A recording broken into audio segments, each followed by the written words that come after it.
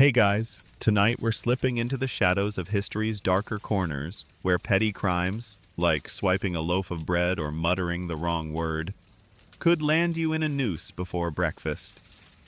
Picture yourself trudging through a muddy medieval village, the air thick with wood smoke and suspicion.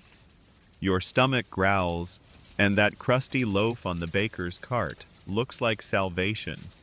But one wrong move, and you're not just a thief, you're a dead man walking. In this world, justice is swift, brutal, and honestly, you probably won't survive this. So, before you get comfortable, take a moment to like the video and subscribe, but only if you genuinely enjoy what I do here. Drop a comment with your location and local time. I'm curious where you're drifting off from tonight. Now, dim the lights, maybe turn on a fan for that soft background hum, and let's ease into tonight's journey together. You're standing in the heart of a 14th century English village, where the law doesn't mess around. Stealing anything worth more than a shilling, about the cost of a decent pair of shoes, could get you hanged. That's right, a loaf of bread, a silver spoon, or even a stray chicken could be your ticket to the gallows. The legal system, rooted in the harsh statutes of Edward III's reign, didn't care about your empty belly or your 6 kids at home. Theft was a crime against property, and property was sacred. Way more sacred than your life, apparently. You feel the weight of eyes on you as you pass the baker's stall. The baker's wife squints, her hands flour-dusted, ready to scream, "Thief," if you linger too long. You're not even guilty yet, but the paranoia's real. Now, let's get quirky. Did you know some thieves tried to game the system by claiming benefit of clergy? This was a medieval loophole where you could dodge the hangman if you proved you could read a Bible verse, usually Psalm 51, nicknamed the neck verse. The catch? You had to convince a grumpy priest you were devout, and most illiterate peasants weren't exactly Shakespeare. Historians still argue whether this loophole saved more lives than it ruined, since repeat offenders got branded on the thumb, making them easy targets for harsher punishment later. You're picturing yourself stammering through Latin, your neck on the line, and the priest smirk says he's not buying it. The village square buzzes with chatter, but it's not just gossip, it's surveillance. Everyone's watching everyone. Steal a pie from a windowsill, and your neighbor's ratting you out faster than you can say hot pastry. The punishment wasn't just about you, it was a warning to everyone else. You see the gibbet at the edge of town, a creaking wooden frame where last week's thief sways in the breeze. The smell's awful, but the message is clear. Don't touch what isn't yours. And yet, hunger gnaws at you. You're not a criminal mastermind, just a guy who missed a harvest. You wonder if slipping that bread under your cloak is worth the risk. Spoiler, it's not. Let's lighten the mood with a little medieval justice humor. Imagine you're caught red-handed with that loaf, and the judge, in his fancy robes, asks, "Any last words?" You mutter, "Can I at least eat the evidence?" The crowd chuckles, but the noose doesn't. Okay, maybe not your best stand-up moment. Back to the grind. The court system was a mess. Trials were quick, often just a local lord or magistrate deciding your fate over lunch. No lawyers, no CSI Medieval Edition, just a bunch of angry villagers and a rope. You're hauled before the manor court, your hands tied, and the baker's wife is there, pointing like she's auditioning for a witch hunt. The mainstream fact here is that hanging was the go-to punishment for theft over 7 shillings by the 1300s, codified in English common law. But the quirky bit? Some towns let you pay a fine instead, if you had the cash, which, let's be honest, You don't. You're broke. That's why you stole the bread. The debate rages on among scholars about whether these harsh laws actually deterred crime or just made everyone sneakier. You're starting to think the latter, because you're already eyeing that baker's cart again, wondering if you could outrun the mob. As you shuffle through the village, the sun dips low, casting long shadows. You hear the blacksmith's hammer, the creak of a cart, and the distant toll of a church bell. Every sound feels like a countdown. You're not a thief, not yet, but the system doesn't care about intentions. One slip and you're done. You pull your cloak tighter, hoping to blend into the dusk, but the baker's wife is still watching. You're starting to realize this world doesn't forgive mistakes, and survival means keeping your hands clean. Good luck with that. You're still in that gritty medieval village, the air now cooler as dusk settles, but the tension's thicker than ever. You've dodged the baker's suspicious glare for now, but trouble's never far. Picture yourself wandering toward the village square, where a rickety wooden pillory stands like a bad omen. This is where petty crimes, like mouthing off or selling dodgy ale, land you, and it's not just a timeout. Public shaming in the 1300s is a brutal spectacle, and you're about to find out just how dangerous it can be. The crowd's already gathering, their murmurs a low hum, and you're hoping you're just a bystander. But in this world, one wrong step, and you're the main event. The pillory's a simple contraption, a wooden frame with holes for your head and hands, locking you in a bent-over position for hours, maybe days. You're exposed, helpless, and the village turns your punishment into a carnival. Rotten eggs, spoiled cabbage, and the occasional rock fly your way. You wince as you imagine a moldy turnip smacking your cheek. The mainstream fact is that pillories were standard across England by the 14th century, authorized by the Statute of Laborers to punish minor offenses like cheating at market or spreading gossip. But it's not just humiliation. People died in these things. A poorly aimed stone could crack your skull, or exposure to cold could finish you off. Here's the quirky tidbit. Some villages let kids take the first shot, treating it like a twisted game of pin the tail on the donkey. You're picturing a snotty-nosed kid with a rotten apple, grinning like he's just won a prize. Historians still argue whether the pillory was more about community bonding or straight-up cruelty. Did it keep order by making examples, or did it just let bullies run wild? You're leaning toward the latter as you see the crowd's eyes glint with a mix of glee and malice. You're standing at the edge of the square, trying to blend into the shadows of a thatched tavern. The latest victim's a brewer named Tom, caught watering down his ale. His head's locked in the pillory, his face already streaked with mud.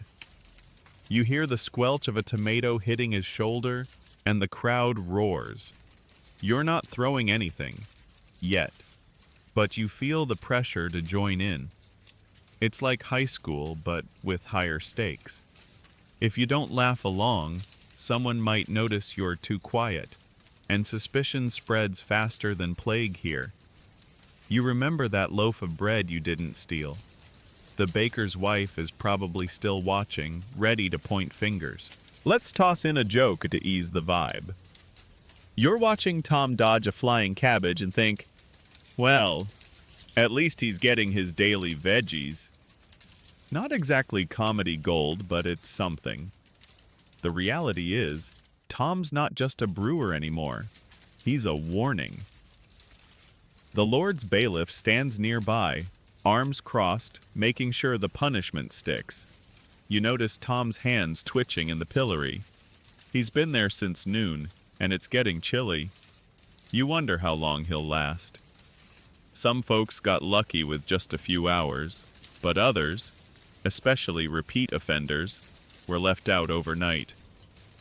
You're starting to see why nobody messes with the ale quality around here. The sensory details hit hard. The sour stink of rotting produce, the creak of the pillory's hinges, the crowd's taunts, blending with a dog's bark. You pull your cloak tighter, feeling the rough wool against your skin. The pillory's not just about pain, it's about stripping you bare. Everyone knows Tom now, and not for his ale. You're thinking about how fast gossip travels. One slip, like mouthing off about the Lord's new tax, and you could be next. You're face the target for tomorrow's market day. You try to laugh it off, maybe crack another joke in your head. What's the pillory's Yelp review? 1 star, bad service, too many tomatoes. It helps, but not much. The debate among scholars lingers in your mind. Was the pillory a clever way to enforce social norms without killing anyone? Or was it just legalized mob violence? You're watching a kid chuck a rock too hard, and Tom yelps. The bailiff doesn't flinch. You're starting to think this is less about justice and more about giving the village an excuse to let loose. You edge away from the square, hoping nobody notices your retreat. The last thing you need is someone whispering, "Why is he so quiet? Got something to hide?" You're not in the pillory yet, but the fear's real. You glance back at Tom, his head sagging, and wonder if he'll make it to morning. You've slipped away from the village square, the jeers at poor Tom in the pillory fading behind you. The night's creeping in, stars pricking the sky, but there's no peace in this 14th century world. You're hurrying along a dirt path, the air sharp with the scent of damp hay and something sour, like spilled milk. That smells a bad omen, because tonight you're tangled in a nightmare straight out of a witch hunter's fever dream. One neighbor's cow stops producing, and suddenly you're the village's prime suspect for witchcraft. All it takes is a pointed finger and some bad luck, and you're facing a trial where logic's been tossed out like last week's slop. You're at the edge of the village now, near a cluster of wattle and daub cottages. You overhear a woman, Agnes, muttering to her husband about how her milk churn went bad after you walked by her gate yesterday. Your heart sinks. Witchcraft accusations in medieval England were no joke. By the 1300s, they were a capital offense under church and secular law.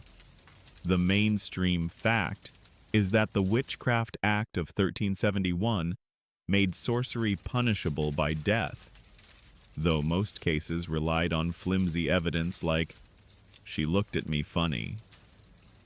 You're not cackling over a cauldron, but Agnes doesn't care. Her sour milk's your fault, and that's enough to drag you to court. Here's the quirky bit.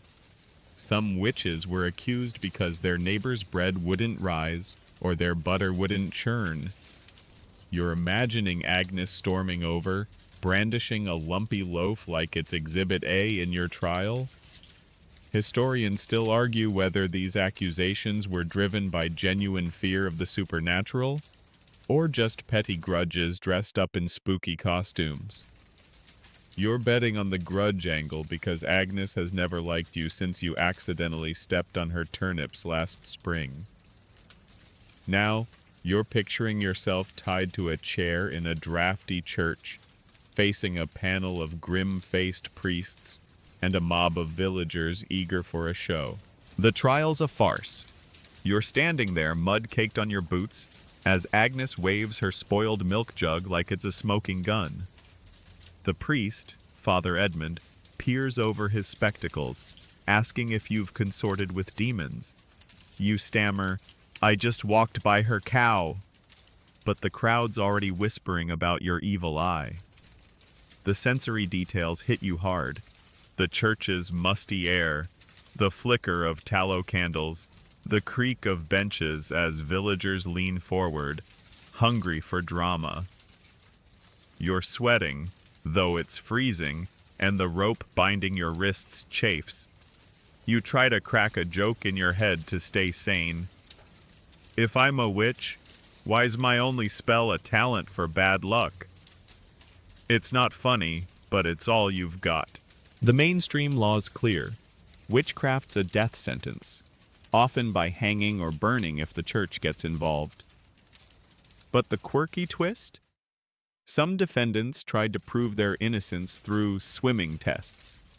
They'd toss you in a river, sink, and you're innocent, but drowned. Float, and you're a witch, so they kill you anyway. You're mentally cursing whoever thought that was a fair deal. Scholars debate whether these trials were about controlling women, most victims were female, or just a way to explain random misfortune in a chaotic world. You're leaning toward both as Agnes glares, her husband nodding like he's solved a mystery. You're still in that church, the crowd's murmurs growing louder. Father Edmund drones on about Satan's wiles, but you're distracted by a kid in the back, tossing pebbles at a friend and giggling. It's almost normal, except you're on trial for your life. You remember Tom in the pillory, his face smeared with mud, and wonder if this is worse. At least he had a chance to walk away. You're not so sure you will. Another joke pops into your head. If I'm a witch, can I at least get a broomstick upgrade? It's weak, but it keeps the panic at bay. The trial drags on, and you're starting to realize there's no winning. Agnes's testimony is all they need, and the villagers are eating it up. You catch a glimpse of the church door, half tempted to bolt, but the bailiff's standing there, hand on his dagger. You're trapped, and the weight of it settles in your chest. You're not a witch. You're just a guy who is in the wrong place at the wrong time. But in this village, that's enough to doom you. The candles flicker, and Father Edmund's voice fades as you brace for what's next, hoping against hope for a miracle. You've barely escaped the church's suffocating grip, Agnes's wild accusations of witchcraft still ringing in your ears. The village feels like a trap now, every shadow hiding a snitch.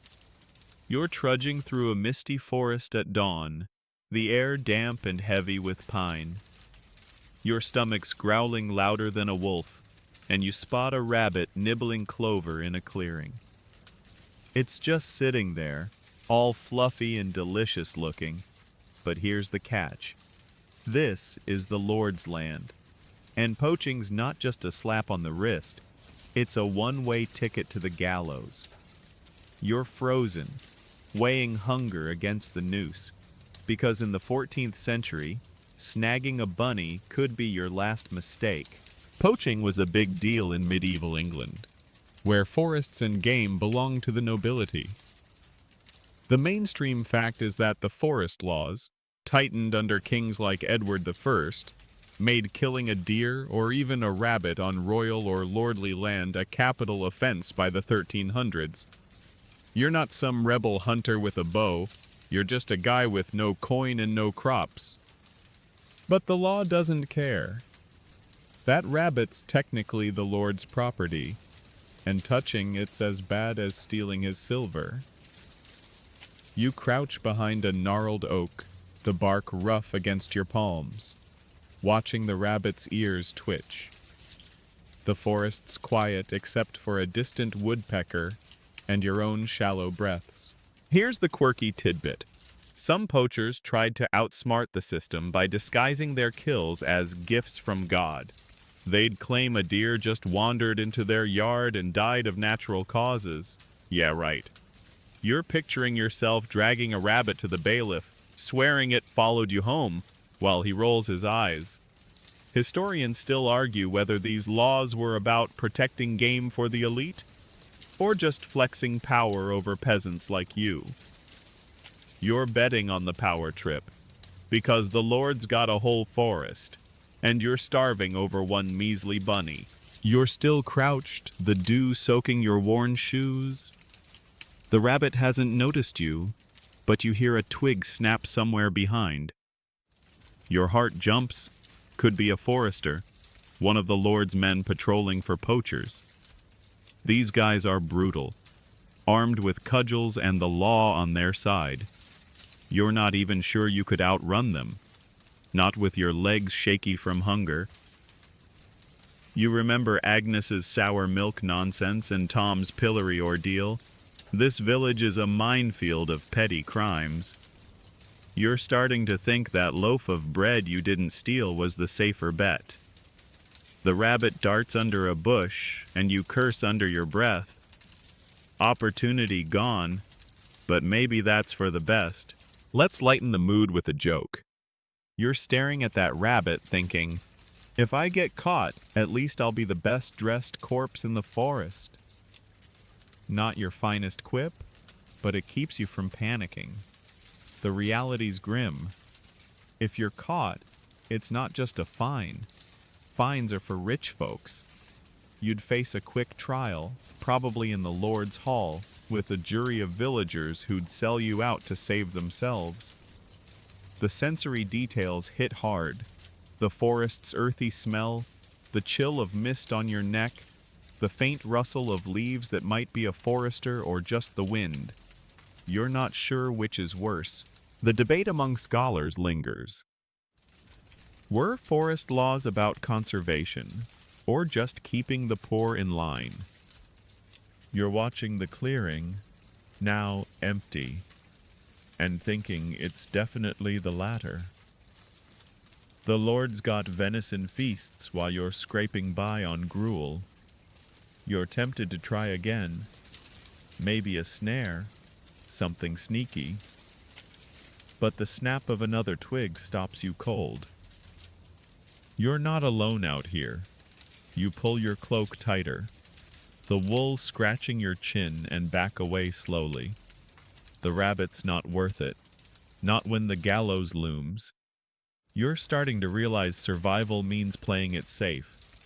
But safe's hard when you're this hungry. You're retreating now, the forest swallowing you in its green haze. You glance back, half expecting to see a forester's silhouette, but it's just shadows. Your stomach's still complaining, and you're wondering if you can scrounge some berries instead. Poaching's too risky, and you're not ready to bet your neck on a snack. You think of Tom, bruised in the pillory, and Agnes's witch hunt glares. This world's got 1,000 ways to trip you up, and you're just trying to make it to tomorrow. The forest fades behind you, but the fear sticks around. You've slipped out of the forest, the rabbit fiasco still gnawing at your empty stomach. But you're back in the village now, where the air smells of stale ale and desperation. It's midday, and you're weaving through narrow alleys, trying to avoid trouble. Trouble, though, has a way of finding you. You owe a merchant a few shillings for a sack of barley you bought last month, and you're flat broke. In the 14th century, unpaid debts aren't just awkward. They're a trap that could lock you in a debtor's prison, or worse, cost you your life. You're ducking past the merchant's stall, hoping he doesn't spot you, but his beady eyes are already tracking your every step. Debtors' prisons were a harsh reality in medieval England, where failing to pay up could land you in a filthy cell until you coughed up the cash, or starved trying. The mainstream fact is that by the 1300s, laws like the Statute of Acton Burnell allowed creditors to imprison debtors without much fuss, often for sums as small as a few pence. You're not some high-rolling merchant dodging taxes. You're just a guy who needed grain to survive a lean winter. Now, you're sweating, the merchant's voice barking your name across the market. You feel the weight of every coin you don't have, and the alley's cobblestones seem to tilt under your feet. Here's the quirky tidbit. Some prisoners tried to charm their way out by offering services like writing love poems for their creditors' sweethearts. You're imagining yourself scribbling a sappy sonnet in a damp cell, hoping it'll shave a shilling off your debt. Good luck with that. Historians still argue whether debtors' prisons were about punishing the poor or protecting trade. You're pretty sure it's the former, because the merchant's not looking at you like you're a business partner. He's looking at you like your lunch. You're still dodging through the alley, the market's noise, clanging pots, haggling voices, fading behind you. You remember the forest, the rabbit you didn't catch, and wonder if you'd be better off starving than facing this. The merchant's not just after his money. He's got the law on his side. If he hauls you to court, you're done. Debtors' prisons aren't like the pillory, where you might walk away bruised but breathing. You're picturing a cell with slimy walls, no windows, and a bucket for a bathroom. The sensory details hit hard. The alleys stink of rotting fish, the rasp of your own breath, the distant jingle of coins you'll never touch. You're not just broke, you're a walking target. Let's toss in a joke to keep things light. You're thinking, if I go to prison, at least I'll get a break from Agnes's witch hunts. Not exactly a knee slapper, but it's something. The truth is, once you're in that cell, you're stuck until someone pays up. Your family, a friend, or a miracle. But your family's as broke as you. And friends? Well, let's just say nobody's rushing to save the guy who stepped on Agnes's turnips. You're starting to see why Tom took his chances in the pillory. At least he's not locked away forever. You duck behind a barrel, heart pounding, as the merchant's boots clomp closer. The scholarly debate lingers. Were these prisons a way to keep the economy humming, or just another boot on the necks of the poor? You're hiding, the barrel's splintered wood digging into your back, and you're leaning toward the boot theory. The law's stacked against you, and the merchant's not exactly crying over your empty pockets. You're wondering if you can talk your way out, maybe offer to muck his stables for a month. But you know he'd rather see you rot than negotiate. Another joke pops up. What's a debtor's prison like? Free rent, terrible roommates. It's grim, but it keeps you from bolting in panic. You're still crouched, the merchant's voice now a growl as he questions a passerby about you. You're thinking of Agnes's sour milk, Tom's pillory, the rabbit you didn't poach. Every choice feels like a trap. The village is a maze of consequences, and you're running out of moves. You consider slipping out of town, but that's its own crime. Vagrancy's next on the list, and you're not ready to trade one noose for another. The alley's shadows stretch as the sun dips, and you're praying for a distraction. Anything to get the merchant off your trail. You're not a criminal, just a guy who couldn't pay. But in this world, that's enough to bury you. You've slipped away from the merchant's pursuit, your heart still hammering as you melt into the village's evening bustle. The air's thick with the scent of fresh-baked bread and chimney smoke, but you're not safe yet. You're hurrying toward a tavern, its flickering lanterns casting wobbly shadows on the cobblestones.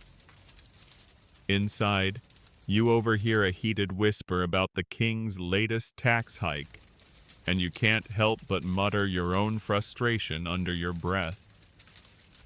Big mistake. In the 14th century, a careless word against the crown could be twisted into treason, and treason's definition is looser than a tavern wench's morals. You're suddenly aware of every ear in the room, and one wrong listener could send you to the gallows. Treason was the ultimate crime in medieval England, and it wasn't just about plotting to kill the king. The mainstream fact is that the Treason Act of 1351 under Edward III made even imagining the king's death a capital offense, vague enough to snare anyone with a grudge. You're not planning a coup, you just grumbled about taxes while nursing a watered-down ale. But in this tavern, with its creaky beams and nosy patrons, that's enough to get you in trouble. You feel the weight of eyes on you, the barkeep's glance lingering a bit too long. You're gripping your mug, the rough clay cool against your palms, and wondering if you should have kept your mouth shut. Here's the quirky tidbit. Some folks were accused of treason for bizarre reasons, like predicting the king's death through astrology. You're picturing yourself dragged before a judge, trying to explain that your tax rant wasn't a star chart conspiracy. Historians still argue whether these broad treason laws were about protecting the crown or just silencing dissent. You're leaning toward the latter, because the guy next to you, reeking of onions, is already side-eyeing you like you're plotting regicide. You're not a rebel, you're just fed up. But that distinction doesn't matter here. You're still in the tavern, the air hazy with pipe smoke and the hum of slurred conversations. You try to blend in, hunching over your ale, but the damage is done. A man in a patched cloak, let's call him Ned, heard your muttering and is now whispering to his mate. You catch the word treason and feel your stomach lurch. The sensory details hit hard. The tavern's sticky floor under your boots, the sour tang of spilled ale, the faint crackle of the hearth. You're remembering Agnes's witchcraft nonsense, Tom's pillory, and that rabbit you didn't poach. This village is a spider web, and you're the fly who keeps twitching. Let's toss in a joke to ease the tension. You're thinking, if I'm a traitor, my only plot is to steal a better ale. It's weak, but it keeps your nerves steady. The reality's grim. If Ned reports you, you're facing a trial where innocent until proven guilty is more of a suggestion. Treason trials were showpieces, often held in grand halls to scare the masses. You'd be lucky to get a word in before they're measuring your neck for a rope. You're starting to wish you'd stayed in the forest, hunger and all. At least rabbits don't snitch. The scholarly debate lingers. Were these treason laws a necessary defense against chaos, or just a tool to crush free speech? You're watching Ned, his whispers growing louder, and you're pretty sure it's the crushing thing. You're not a scholar, but you know power loves silence. You try to laugh it off with another mental joke. What's the penalty for bad tavern banter? A one-way trip to New City. It's not funny, but it's better than bolting for the door and looking guilty. You take a slow sip of ale, hoping Ned's just drunk and forgetful. You're still at the tavern's edge, the fire's warmth barely reaching you. You're thinking of slipping out, but the barkeep's still watching, and Ned's mate is nodding like he's ready to fetch the bailiff. You're not sure what's worse, staying and risking a report or running and confirming their suspicions. You remember the merchant's chase, the pillory's jeers, and Agnes's glares. Every move feels like a step toward doom. You're just a guy who spoke out of turn, but in this world, that's enough to paint a target on your back. The tavern's noise fades as you brace for what's next, praying you can talk your way out of this one. You've barely escaped the tavern's prying eyes, Ned's whispers about treason still buzzing in your mind like a swarm of angry bees. You're out in the village now, the night air sharp with the tang of salt and fish, because you're near the docks where smugglers play their dangerous game. You're not one of them, but you're tempted. Tea, silk, or even a barrel of French wine could fetch a pretty penny. enough to pay off that merchant or buy a week's worth of bread. But smuggling in the 14th century is a high-stakes gamble, and one wrong move lands you on the gallows faster than you can say customs duty. You're skulking along the wharf, the slap of waves against wooden piers keeping time with your racing heart. Smuggling was rampant in medieval England, especially as trade boomed and taxes skyrocketed. The mainstream fact is that by the 1300s, evading royal customs duties on goods like wool or wine was considered a serious crime, often punished by hanging under laws like the Staple Ordinance. You're not a seasoned smuggler with a secret cove. You're just a guy eyeing a crate of tea left unattended on the dock. The temptation's real, but so's the risk. You hear the crunch of boots on gravel, a customs officer patrolling, his lantern bobbing like a will-o'-the-wisp. You duck behind a stack of barrels, the wood slick with seaweed and brine. Here's the quirky tidbit. Some smugglers hid their goods in hollowed-out cheeses or even inside dead fish to fool inspectors. You're picturing yourself stuffing tea leaves into a cod's belly, hoping the officer doesn't notice the smell of Earl Grey. Historians still argue whether smuggling was a bold act of resistance against unfair taxes or just greedy opportunism. You're leaning toward resistance because the king's coffers are full while your pockets are emptier than a church on Monday. But right now, you're more focused on not getting caught than on starting a revolution. You're still crouched behind the barrels, the dock's damp chill seeping into your bones. The officer's lantern swings closer, and you hold your breath, the salty air stinging your nose. You're remembering Ned's tavern snitching, Agnes's witch hunt, and that rabbit you didn't poach. Trouble follows you like a stray dog.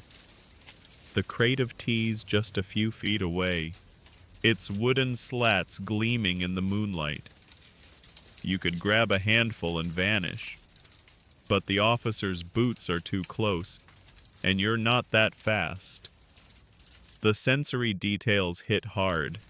The creak of ship's rigging, the faint gurgle of the tide, the pulse in your ears as you pray for the officer to move on.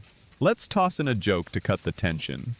You're thinking, if I get caught, I'll say the tea was for my granny's sore throat.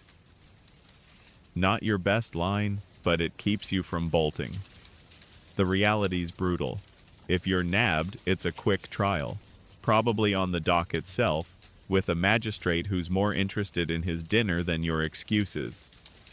Smugglers weren't just fined, they were made examples of, their bodies left dangling as a warning to others. You're starting to think that loaf of bread you didn't steal was the least of your problems. The officer pauses, his lantern casting shadows that dance like ghosts, and you're wondering if you've pushed your luck too far. The scholarly debate lingers. Were harsh anti-smuggling laws about protecting trade or just tightening the crown's grip on power? You're behind those barrels, heart pounding, and you're pretty sure it's the grip thing. The king doesn't care about your hunger. He wants his cut. You try to distract yourself with another joke. What's a smuggler's favorite tea? Decaf. Less chance of a chase. It's grim, but it helps. The officer finally moves on, his boots fading into the night, and you exhale. You're not grabbing that tea, not tonight. You're starting to see why nobody trusts the docks after dark. You're easing away from the barrels now, the dock's planks creaking under your cautious steps. The crate's still there, tempting as ever. But you're not that desperate. Not yet. You think of Tom's pillory, the merchant's chase, and Ned's whispers. Every choice in this village is a tightrope. You're just trying to survive, but smuggling's a game for bolder souls. The night swallows you as you head back toward the village. The seas murmur a reminder of the risks you didn't take. For now, you're still free, but the noose feels closer than ever. You've crept away from the docks, the salty sting of the sea and that tempting crate of tea fading behind you. Back in the village, the morning sun's just peeking over the thatched roofs, casting a soft glow on the muddy streets. You're trying to keep your head down, blending into the bustle of market day, but whispers follow you like flies. The baker's wife, yep, the one who eyed you over that loaf, nudges her friend and nods your way. They're not talking about bread. Rumor has it you've been too cozy with someone's spouse, and in the 14th century, adultery's not just a scandal, it's a crime that could end with you swinging from a rope. You're innocent, but gossip's a death sentence all its own. Adultery was a serious offense in medieval England, often tangled up with church and secular law. The mainstream fact is that by the 1300s, canon law could punish adulterers with fines, public penance, or even death in extreme cases, especially if it disrupted a noble's honor. You're no noble, just a villager dodging glares, but that doesn't stop the rumors. The baker's wife claims she saw you lingering near Widow Marjorie's cottage, and now half the village thinks you're up to no good. You're hurrying past the market stalls, the air thick with the scent of fresh herbs and suspicion, hoping to outrun the chatter. Here's the quirky tidbit. Some communities held charivari rituals, where they'd mock adulterers by banging pots outside their homes or parading them through town on a donkey. You're imagining yourself draped in a bedsheet, riding backward on a mule while kids throw turnips. Historians still argue whether these punishments were about enforcing morality or just letting neighbors settle scores. You're betting on scores, because the baker's wife has had it in for you since the turnip incident. Her glare feels like a blade, and you're starting to think Widow Marjorie's smile wasn't worth the trouble. You're weaving through the market now, the clatter of carts and hawkers' shouts drowning out the whispers, but not quite. A fishmonger leans toward a customer, muttering something about that no-good lout, and you know it's you. The sensory details hit hard. The squish of mud under your boots, the sharp tang of smoked mackerel, the prickle of sweat on your neck. You're remembering the tavern's treason scare, the smuggler's close call, and Agnes's witchcraft nonsense. This village is a pressure cooker, and you're the main course. You're not even sure how the rumor started. Maybe you helped Marjorie carry firewood. But truth doesn't matter when the mob's got a story. Let's toss in a joke to keep it light. You're thinking, if I'm an adulterer, my only affair's with bad luck. It's not much, but it steadies you. The reality's grim. If the rumors reach the church court, you're facing public penance at best, kneeling in a white sheet during Mass, or a secular trial at worst, where justice means a noose for upsetting the village's delicate balance. You're picturing the church steps, the priest's droning voice, and a crowd that includes Agnes, probably grinning like she's won a prize. You're innocent, but proving it's like convincing a cow to dance. The scholarly debate lingers. Were adultery laws about protecting marriage or just controlling behavior? You're dodging a cart piled with cabbages, the driver's stare lingering, and you're pretty sure it's control. The church wants your soul, the Lord wants your labor, and the village wants your conformity. You try to laugh it off with another joke. What's the penalty for a flirty smile? A one-way ticket to Gossipville. It's weak, but it keeps the panic at bay. You're tempted to confront the baker's wife, but that'd just fuel the fire.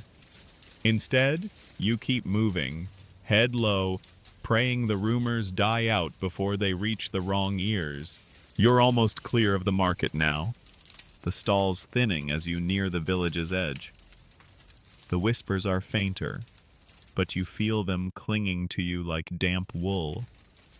You think of Tom's pillory, Ned's tavern betrayal, and that rabbit you didn't catch. Every choice is a trap, and this one's not even your fault. You're just a guy who maybe smiled at the wrong widow, but in this world, that's enough to doom you. The sun's climbing, but the day feels darker. You're bracing for what's next, hoping the village finds a new scandal before you're hauled to court. You've ducked out of the market, the sting of adultery rumors still burning your ears as you slink toward the village outskirts. It's late afternoon, the sky bruised with clouds, and the air carries the metallic tang of a coming storm. You're passing a blacksmith's forge, the clang of hammer on anvil sharp in your ears, when you overhear a hushed argument about a dodgy coin. Counterfeiting's the talk of the day, and in the 14th century, forging even a single shilling isn't just a clever trick. It's a gruesome path to the gallows. You're not a forger, but you've got a worn penny in your pocket, and you're suddenly paranoid it might look suspicious. You keep your head down, hoping nobody notices your nervous glance. Counterfeiting was a high crime in medieval England, treated as a betrayal of the king's authority. The mainstream fact is that under the 1351 Statute of Treasons, forging the king's coin was punishable by death, often with extra flair like drawing and quartering. You're not out here minting fake shillings in a secret lair. You're just a guy with a coin that's seen better days. But the law's not picky. You feel the penny's rough edge in your pocket, its worn face barely showing the king's profile. The blacksmith's apprentice is eyeing you now, his hands black with soot, and you wonder if he's heard about your adulterous escapades or that tavern tax rant. Here's the quirky tidbit. Some counterfeiters tried passing off coins made of lead painted with stolen church candle wax to mimic silver. You're picturing yourself as a terrible artist, smearing wax on a lump of metal and praying it passes for a shilling at the alehouse. Historians still argue whether counterfeiting laws were about stabilizing the economy or just protecting royal pride. You're leaning toward pride because the king's face on that coin is his ego in metal form, and nobody's allowed to mess with it. The apprentice's stare lingers, and you quicken your pace, the forge's heat fading behind you. You're hurrying along a muddy lane now, the village's edge in sight. The sensory details hit hard, the damp earth squelching under your boots, the faint whiff of charred wood from the forge, the distant rumble of thunder. You're remembering the market's gossip, the dock's smuggler scare, and Agnes's witchcraft nonsense. Trouble's a shadow that won't quit. That penny in your pocket feels like a lead weight, and you're half tempted to toss it into a ditch. But poverty's your real crime, and losing even a dodgy coin stings. You're not a forger, but in this village, suspicion's enough to get you hauled before a magistrate. Let's toss in a joke to ease the vibe. You're thinking, if I'm a counterfeiter, my only forgery's a fake smile for Agnes. It's not great, but it keeps you grounded. The reality's brutal. If that apprentice reports you, you're facing a trial where evidence is optional. Counterfeiters weren't just hanged, they were sometimes boiled in oil to make a point. You're picturing a cauldron bubbling in the village square, the crowd cheering like it's a festival. You're starting to wish you'd stayed in the forest with that rabbit, hunger and all. The apprentice is still watching, and you're praying he's just bored, not plotting to snitch. The scholarly debate lingers. Were these harsh penalties about deterring crime or just flexing royal power? You're clutching that penny, your knuckles white, and you're pretty sure it's the power thing. The king doesn't care about your empty stomach. He wants his coins shiny and his authority shinier. You try to distract yourself with another joke. What's a counterfeiter's favorite coin? One that doesn't get him boiled.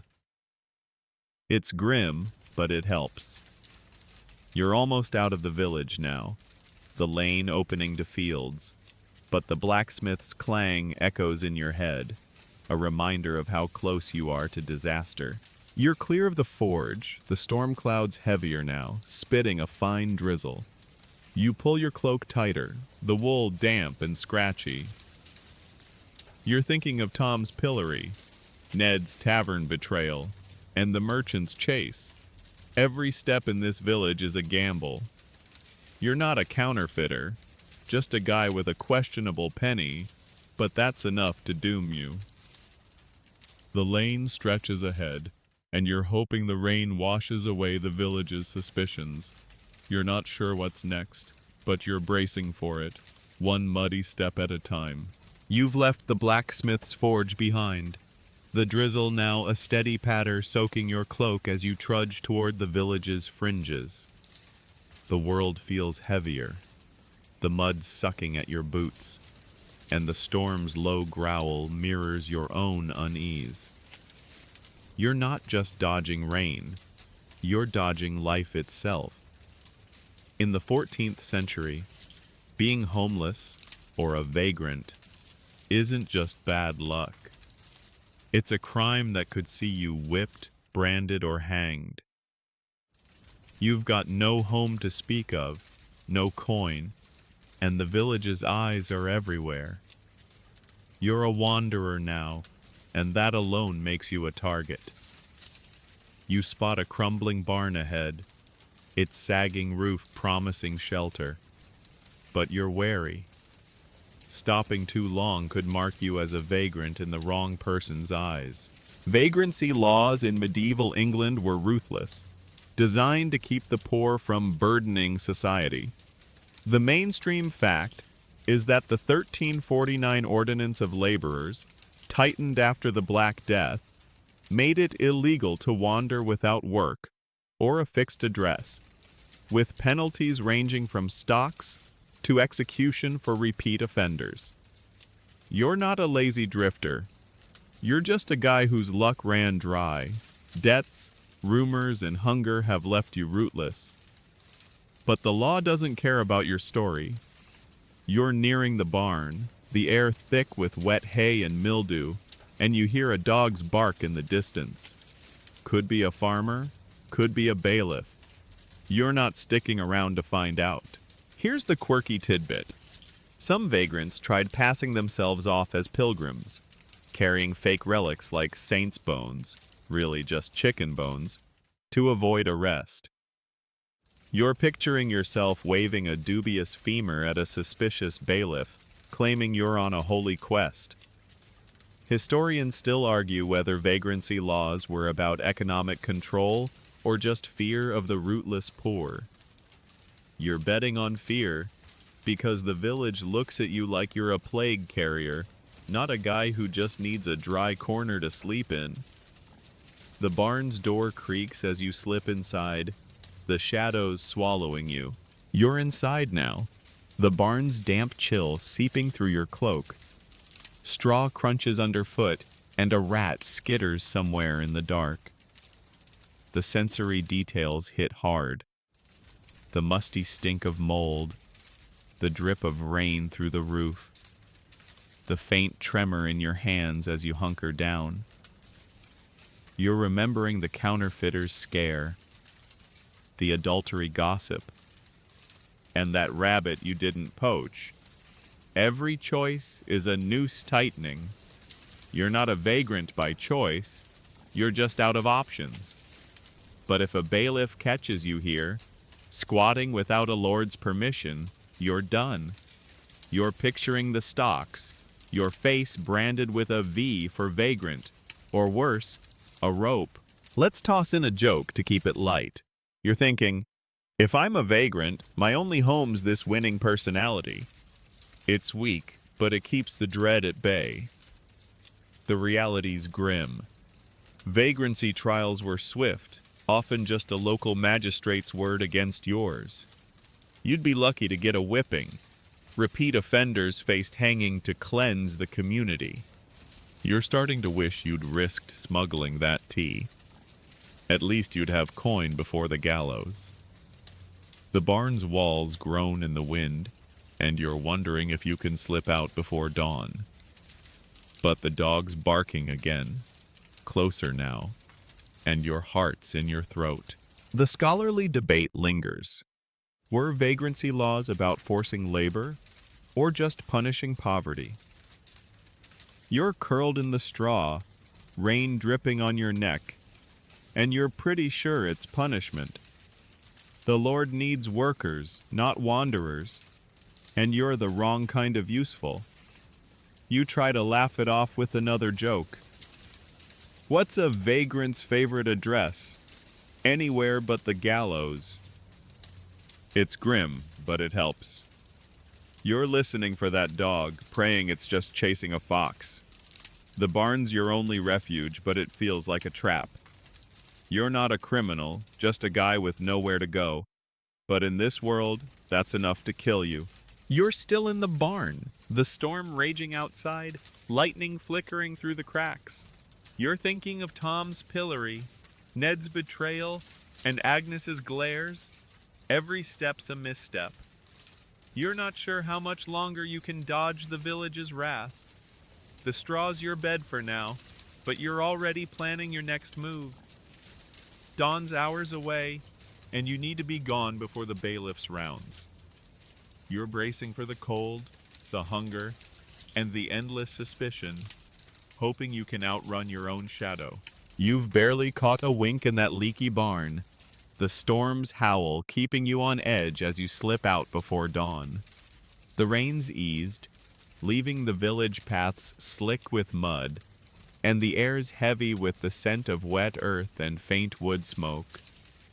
You're moving fast, head low, trying to look like you belong somewhere, anywhere. But the truth is, you're still a wanderer, and every glance feels like an accusation. Now, you're passing the church, its stone walls looming in the gray light, and you overhear a heated sermon from inside. Questioning the priest's teachings, or worse, the church itself, could brand you a blasphemer, and in the 14th century, that's not just a sin, it's a capital crime. You're careful to keep your thoughts quiet, but one stray word could seal your fate. Blasphemy was a deadly serious offense in medieval England, where the church held as much power as the crown. The mainstream fact is that by the 1300s, laws like the 1315 ecclesiastical statutes made public blasphemy, denying God, mocking the Virgin, or even cursing too creatively, punishable by fines, imprisonment, or death, especially for repeat offenders. You're not shouting heresies in the village square. You're just muttering about the priest's long-winded sermons under your breath. But the wrong ears, like those of the pious widow by the church gate, could twist your grumble into a noose-worthy offense. You feel her eyes on you, her rosary beads clicking like a countdown. Here's the quirky tidbit. Some blasphemers were accused for swearing oaths on bizarre things like, by the devil's toenails, which courts took as proof of demonic allegiance. You're picturing yourself in a dock, explaining that your "damn this rain" wasn't a satanic pact. Historians still argue whether blasphemy laws were about protecting faith or just silencing troublemakers. You're betting on troublemakers because the widow's glare says she'd love an excuse to report you. You're still stinging from the vagrancy scare, the adultery rumors, and that dodgy penny. Every step's a minefield. You're hurrying past the church now, the sermon's drone fading, but the widow's stare burning your back. The sensory details hit hard. The squelch of mud under your boots, the damp wool of your cloak chafing your neck, the faint toll of a morning bell. You're remembering Ned's tavern snitching, the smuggler's close call, and Agnes's witch hunt. This village is a web, and you're caught in its threads. You're not a blasphemer, just a guy who's tired of sermons that don't fill your belly. But that won't save you if the widow talks. You're picturing a church court, all incense and grim priests, where your muttering becomes proof of heresy. Let's toss in a joke to keep it light. You're thinking, if I'm a blasphemer, my only sin's bad timing. It's not much, but it steadies your nerves. The reality's harsh. Blasphemy trials were less about evidence and more about spectacle. Public penance, tongue-boring, or hanging for the worst cases. You're imagining a crowd outside the church, cheering as you're paraded in a penitent's sheet. You're starting to wish you'd stayed in that barn, rats and all. The widow's still watching, her lips pursed, and you're praying she's just judging your muddy boots, not your soul. The scholarly debate lingers. Were blasphemy laws about spiritual purity or just crowd control? You're dodging a puddle, the church's shadow still looming, and you're pretty sure it's control. The church wants your knees bent, not your opinions loud. You try to laugh it off with another joke. What's a blasphemer's favorite prayer? Please don't snitch. It's grim, but it helps. You're clear of the church now, the village waking up around you, carts rumbling, voices rising. You're tempted to skip town, but vagrancy's its own crime, and you're running out of places to hide. You're not a heretic, just a guy who spoke too soon, but that's enough to doom you here. You're moving toward the fields now, the village's edge a faint promise of freedom. The widow's out of sight, but her beads still echo in your head, a reminder of how close you came. You're thinking of Tom's pillory, the merchant's chase, and that rabbit you didn't catch. Every choice is a trap. The morning's cold, your breath fogging, and you're bracing for whatever this village throws next. You're just trying to survive, but the church's shadow feels like it's following you, waiting for one more slip.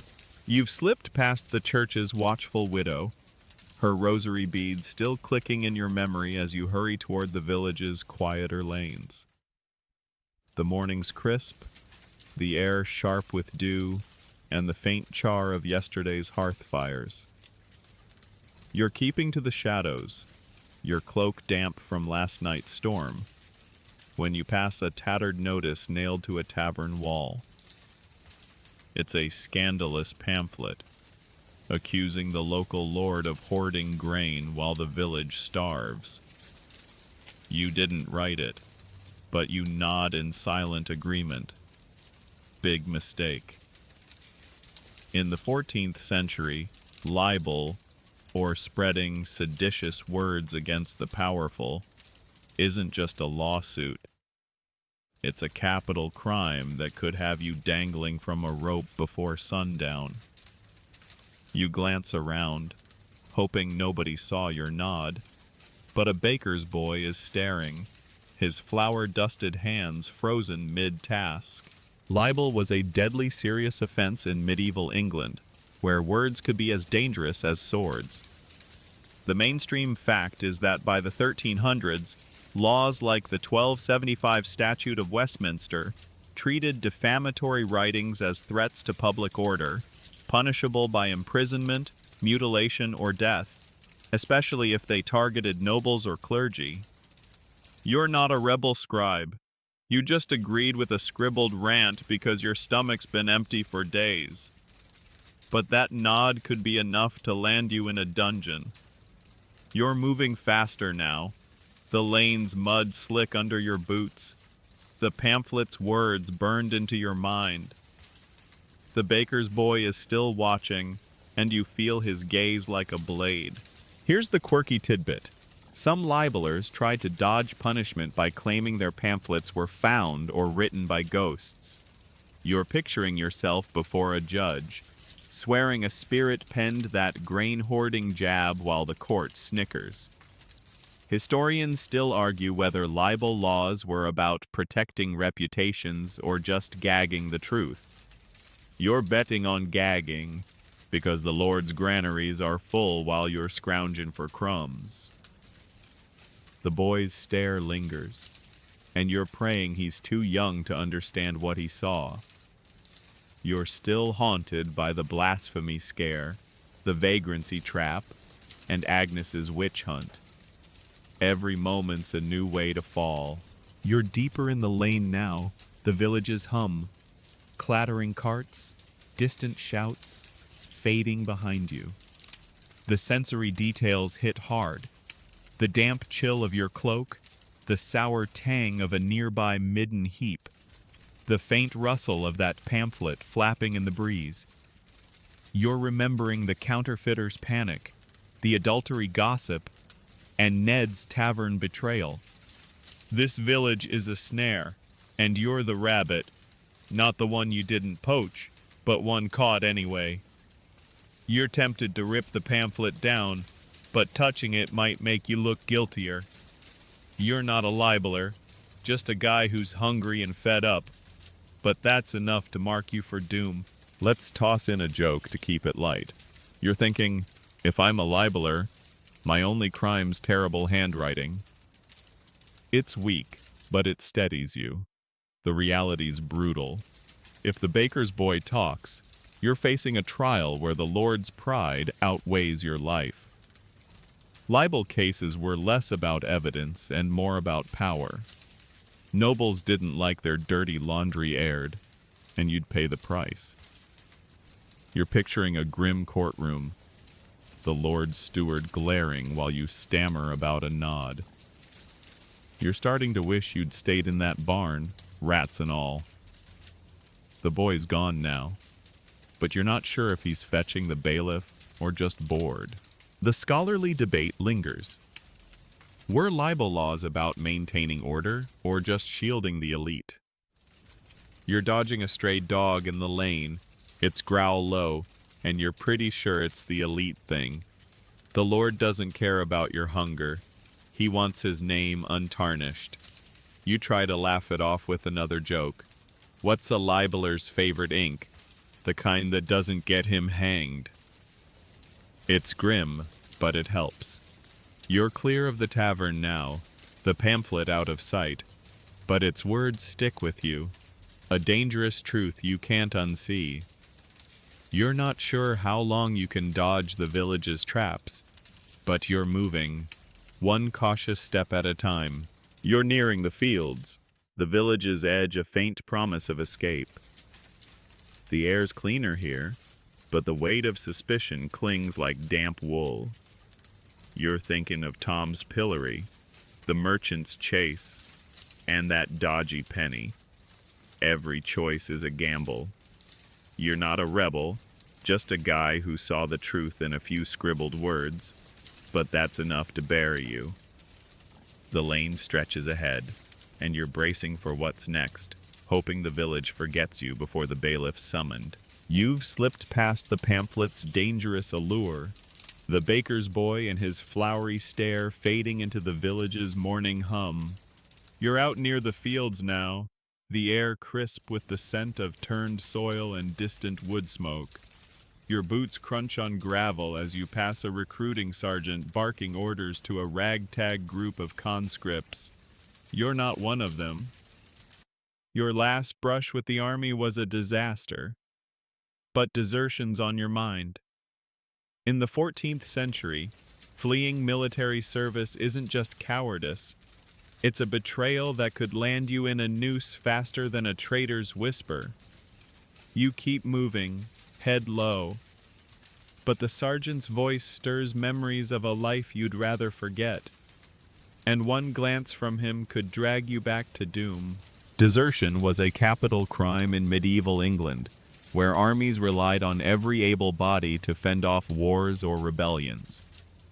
The mainstream fact is that by the 1300s, military laws under kings like Edward III made desertion punishable by hanging or beheading, especially during campaigns like the 100 Years' War. You're not dodging arrows in France. You're just a guy who slipped away from a muster months ago, tired of marching on an empty stomach. But the sergeant's hawkish eyes scan the crowd, and you feel them linger on you. You're clutching your cloak, the wool rough and still damp, praying your face doesn't betray you as a runaway. Here's the quirky tidbit. Some deserters tried passing themselves off as lepers, smearing mud on their faces to fake sores and avoid capture. You're picturing yourself hobbling toward the sergeant, muttering about a cursed rash, but you know he'd see through it. Historians still argue whether desertion laws were about maintaining discipline or just terrorizing the poor into fighting. You're betting on terror, because the army didn't care about your hunger. They wanted your sword arm, not your loyalty. The sergeant's voice booms, and you quicken your pace. The field's open expanse both a refuge and a trap. You're weaving through tall grass now, the sensory details sharp, the rustle of stalks against your legs, the faint tang of manure in the air, the thud of your own pulse. You're remembering the libel pamphlet's risk, the blasphemy scare, and Agnes's witch hunt. Every step in this village is a tightrope. You're not a deserter by choice. You just couldn't stomach another march on blistered feet and no pay. But if the sergeant recognizes you, it's a quick trial. Maybe no trial at all. You're picturing a gallows by the camp, the crowd of soldiers jeering as you're dragged back. You're not sure which is worse, facing the noose or the battlefield you fled. Let's toss in a joke to keep it light. You're thinking, if I'm a deserter, my only battle's with this mud. It's not great, but it keeps your nerves from fraying. The reality's grim. Deserters weren't just punished. They were spectacles.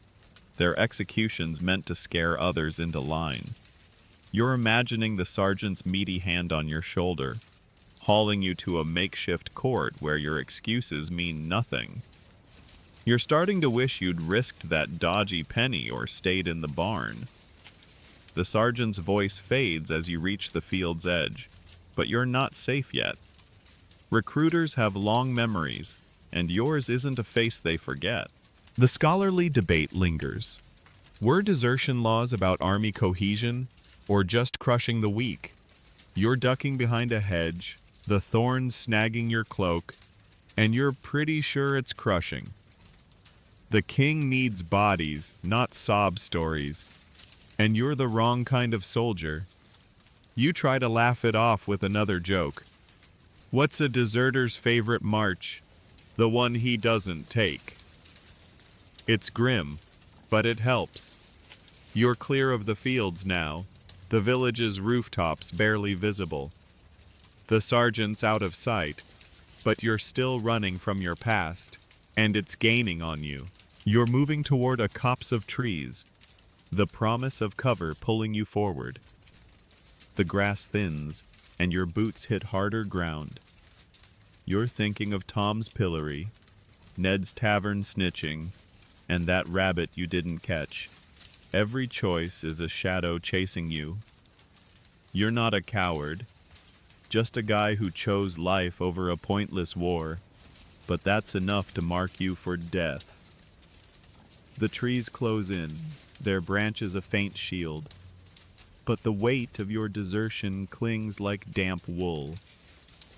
You're bracing for what's next, hoping the village and the army lose your trail. You've slipped into the copse, the tree's gnarled branches shielding you from the open fields and that sergeant's barking voice. The air's damp, thick with the scent of moss and decaying leaves, and twilight's creeping in, painting the world in muted grays. You're catching your breath, the deserter's panic still clawing at your chest, when you stumble across a smoldering pile of ash near a farmer's barn. It's not your doing, probably a careless lantern or a lightning strike from last night's storm. But in the 14th century, arson's a crime that doesn't ask questions. One whiff of smoke and a pointed finger, and you're facing a fire of your own on the gallows. You freeze, the ash's faint heat warming your boots, knowing one witness could pin this blaze on you. Arson was a capital offense in medieval England, where fire could wipe out entire villages of timber and thatch. The mainstream fact is that by the 1300s, common law treated deliberate burning as a felony, punishable by hanging or burning at the stake to match the crime. You're not an arsonist. You just tripped over a charred mess while dodging your past. But the law's blind to accidents. Suspicion's enough. You hear a distant shout, a farmer maybe, checking his fields, and your pulse spikes. The sensory details hit hard. The acrid tang of smoke, the crunch of blackened straw underfoot, the cool evening air brushing your sweaty neck. You're praying nobody saw you near this barn. Here's the quirky tidbit. Some arsonists were blamed for fires caused by elf shot, a folk belief that fairies sparked blazes with invisible arrows. You're picturing yourself before a judge, blaming a pixie for the barn while the crowd snorts. Historians still argue whether arson laws were about protecting property or just scapegoating the unlucky. You're betting on scapegoating because you're standing in the wrong place at the wrong time, and the farmer's shouts are getting closer. You're still reeling from the desertion scare, the libel pamphlet, and Agnes's witch hunt. This village is a maze of traps, and you're the mouse. You're backing away from the ashes now, careful not to leave footprints in the soft earth. The barn's still standing, just scorched. But that won't matter if the farmer spots you. You're remembering Ned's tavern betrayal, the smuggler's close call, and that dodgy penny. Every moment's a new way to fall. You're not an arsonist, just a guy who needed shelter, but the smoke's clinging to your cloak like guilt. You're picturing a trial in the village square, the farmer's red face accusing you while the crowd nods, eager for a show. You're tempted to run, but that'd scream guilt louder than a confession. Let's toss in a joke to keep it light. You're thinking, if I'm an arsonist, my only spark's bad luck. It's not much, but it keeps the panic at bay. The reality's brutal. Arson trials were swift, often based on who was nearby when the flames started. You'd be lucky to get a hearing before they're tying the noose, or worse, kindling a pyre. You're imagining the crowd, the same ones who jeered at Tom in the pillory, now chanting for your burning. You're starting to wish you'd faced the sergeant's wrath instead. The farmer's voice is closer, and you're praying he's just cursing the rain, not hunting for you. The scholarly debate lingers. Were arson laws about justice, or just fear of chaos? You're edging toward the trees, the smoke's sting fading, and you're pretty sure it's fear. A village without barns is a village without food, and you're the perfect fall guy. You try to laugh it off with another joke. What's an arsonist's favorite excuse? The fairies did it. It's grim, but it helps. You're clear of the barn now, the copse's shadow swallowing you, but the farmer's shouts echo. You're not sure if he saw you, but you're not sticking around to find out. You're moving deeper into the trees, the weight of yet another crime you didn't commit dragging at your steps. You're fully in the copse now. The barns glow a faint smudge behind you. The trees creak, and an owl's hoot cuts the silence. You're thinking of the merchant's chase, the adultery gossip, and that rabbit you didn't catch. Every choice is a noose tightening. You're not a fire starter, just a guy in the wrong place, but that's enough to doom you. The night's closing in, and you're bracing for what's next, hoping the village doesn't pin this blaze on you before you can slip away for good. You've vanished into the copse, the smoldering barn, and the farmer's shouts now just a bad memory as you emerge on the village's far edge. It's mid-morning, the sun struggling through a haze of clouds, and you're drawn to the village square, where a grim crowd gathers. The air's thick with the scent of sweat, damp wool, and something sharper: fear. A gallows looms, its creaking rope swaying in the breeze, and you realize you're witnessing the final act of the petty crimes you've been dodging. Execution Day. In the 14th century, stealing bread, muttering treason, or even sparking a barn could end here, and the crowd's roar is both a warning and a celebration. You're just a bystander, but you feel the noose's shadow on your neck, knowing how close you've come. Executions were public spectacles in medieval England, designed to deter and entertain. The mainstream fact is that by the 1300s, capital punishment for crimes like theft, treason, or arson was common, with hanging the go-to method under laws like Edward III's statutes. You're not on the gallows, yet, but you've skirted too many edges. The loaf you didn't steal, the tax rant, the barn's ashes. The condemned man, a gaunt figure with matted hair, stands on the platform, accused of poaching a deer. You recognize him vaguely, a neighbor maybe, and your stomach twists. The sensory details hit hard. The crowd's jeers, the rope's rough hemp smell, the thud of the executioner's boots. Here's the quirky tidbit. Some towns let condemned folks pick their hangman, believing a kind one might tie a quicker knot.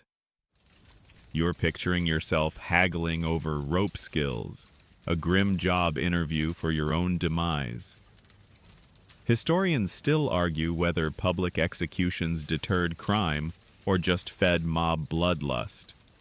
You're leaning toward bloodlust, because the crowd's eyes glint like they're at a fair, not a funeral. You're remembering Agnes's witch hunt, Ned's tavern snitching, and the smuggler's close call. Every near miss feels like a rehearsal for this moment. You edge closer, unable to look away, the man's trembling hands mirroring your own. The executioner, a hooded figure, checks the noose with practiced calm. The crowd's a sea of faces: bakers, farmers, even kids, some shouting, others silent. You spot the baker's wife, her glare cutting through the mob, and wonder if she's imagining you up there. The condemned man mumbles a prayer, his voice lost in the din. You're not him, but you could be, and that thought's a cold weight in your chest. Let's toss in a joke to ease the vibe. You're thinking, if I'm next, I'll ask for a softer rope, 5 stars. It's weak, but it keeps you from bolting. The reality's brutal. One slip, and you're the spectacle, your life snuffed out for a crowd's amusement. The scholarly debate lingers. Were executions about justice or social control? You're watching the trapdoor creak, the man's feet shifting, and you're pretty sure it's control. The Lord wants order, the church wants fear, and the village wants a show. You try another joke. What's an execution's dress code? A noose and a bad day. It's grim, but it helps. The crowd hushes as the priest drones a final blessing, and you're remembering Tom's pillory, the merchant's chase, that rabbit you didn't catch. You're not condemned, yet. But the gallows feels like a mirror, showing you every mistake you've survived. The trapdoor drops, the crowd gasps, then roars. You turn away, the sound of the rope's snap echoing in your bones. You're slipping through the mob, the square's chaos fading as you seek quieter streets. The execution's over, but its lesson lingers. One wrong step, and you're next. You're not a thief, traitor, or arsonist, just a guy trying to survive. But survival's a crime in itself here. The village hums behind you, already buzzing about the next hanging. You're bracing for another day, another dodge, but for now, you're still breathing, and that's enough. The day's fading now, the village settling into a softer rhythm. You find a quiet spot by a stream, its gentle gurgle washing away the square's grim echoes. The air's cooler, the sky a soft purple, and you let your shoulders sag. You're still here, despite the baker's glares, the nooses, the whispers. The world's harsh, but this moment's yours.